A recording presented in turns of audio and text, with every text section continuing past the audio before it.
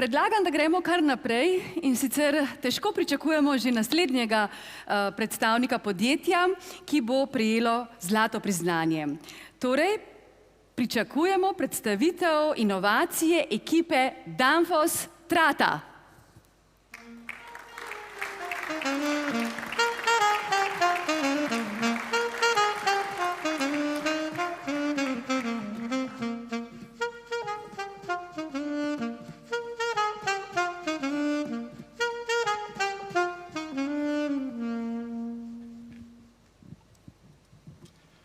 Matjaž, Peter, pogovarjam se z našimi prodajniki.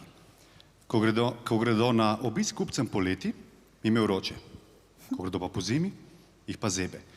Ugotovili smo, da je težava v čistoči medija v njihovih ogrevalnih in hladilnih sistemih. Običajno ne dosegajo dovolj pretoka in vzrok je v nalaganju delcev na njihovi opremi. Kaj potrebujejo ventil, ki bo dovolj robusten in neobčutljiv na razmere v sistemu. Kaj pravi ta kolega? Kaj lahko naredimo? Potrebno je zagotoviti visoko zanesljivost delovanja v vseh pogojih.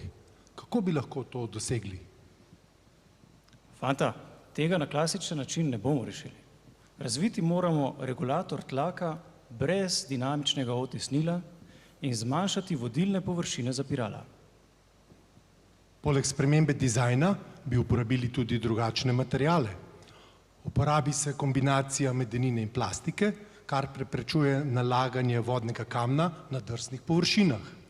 Za krožnike bi uporabili polimerne materiale, kar omogoča kompleksnejše oblike, hkrati pa tudi zniža ceno. Danfoss je znan po kakovosti, zato smo želeli teorijo preizkusiti tudi v praksi. Skupaj z Univerzo v Ljubljani smo razvili posebno merilno progo, kjer pospešeno odlagamo kalcijev karbonat na notranje površine ventilov.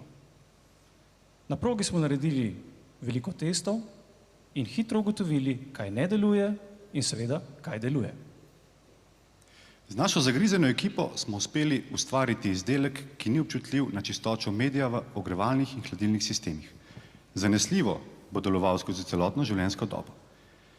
S tem smo si pridobili konkurenčno prednost in svetlo prihodnost, kar se že kaže v prodajnih številkah. Skupaj Smo Močnejši.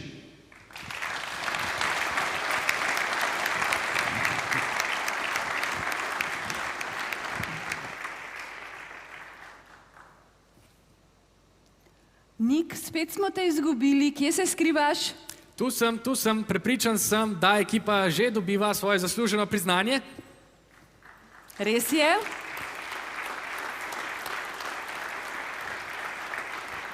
Potem vam dam še trenutek ali dva za fotografiranje, ker tega pa res nočemo zamuditi.